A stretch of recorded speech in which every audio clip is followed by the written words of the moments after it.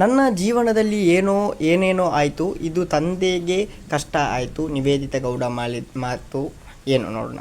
ಎಲ್ಲರಿಗೂ ಪಟು Kannada TV YouTube ಚಾನಲ್ಗೆ ಸುಸ್ವಾಗತ ಅಂತ ಹೇಳ್ತಿಬಿಟ್ಟು ಶುರು ಮಾಡೋಕ್ಕಿಂತ ಮೊದಲು ಯಾರೆಲ್ಲ ನಮ್ಮ ಯೂಟ್ಯೂಬ್ ಚಾನಲ್ ಮೊದಲು ನೋಡ್ತಿದ್ದೀರಿ ಅವರೆಲ್ಲ ಸಬ್ಸ್ಕ್ರೈಬ್ ಮಾಡ್ಕೊಳ್ಳಿ, ಮತ್ತಲ್ಲೇ ಪಕ್ಕದಲ್ಲಿರೋ ಬೆಲ್ಲೈಕನನ್ನು ಪ್ರೆಸ್ ಮಾಡಿ. ನನ್ನ ಜೀವನದಲ್ಲಿ ಏನೇನೋ ಆಯಿತು, ಆಗ ನನ್ನ ಜೊತೆ ನಿಂತಿದ್ದು ಅಪ್ಪ ಎಂದು ಬಾಯ್ಸ್ ವರ್ಸಸ್ ಗರ್ಲ್ಸ್ ಶೋನಲ್ಲಿ ನಿವೇದಿತಾ ಗೌಡ ಅವರು ಹೇಳಿಕೊಂಡಿದ್ದಾರೆ. ಹೌದು, ಸದಾ ಸೋಷಿಯಲ್ ಮೀಡಿಯಾದಲ್ಲಿ ಬೋಲ್ಡ್ ಫೋಟೋ ವಿಡಿಯೋಗಳನ್ನು ಹಂಚಿಕೊಂಡು ಸಂಚಲನ ಮೂಡಿಸೋ ನಿವೇದಿತಾ ಗೌಡ ಈ ಬಾರಿ ರಿಯಾಲಿಟಿ ಶೋ ವೇದಿಕೆಯಲ್ಲಿ ಕಣ್ಣೀರು ಹಾಕಿದ್ದಾರೆ.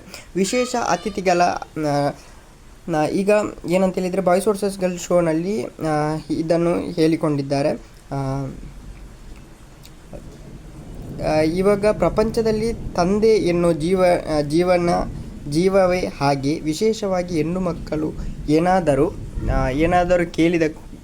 ಕೇಳಿದಾಗ ಜೀವ ಬಿಟ್ಟು ಏನಾದರೂ ಬೇಕಿದ್ದರೂ ತಂದು ಕೊಡ್ತಾರೆ ಎಂದು ನೆನಪಿರಲಿ ಎಂದು ಹೇಳಿದ್ದಾರೆ.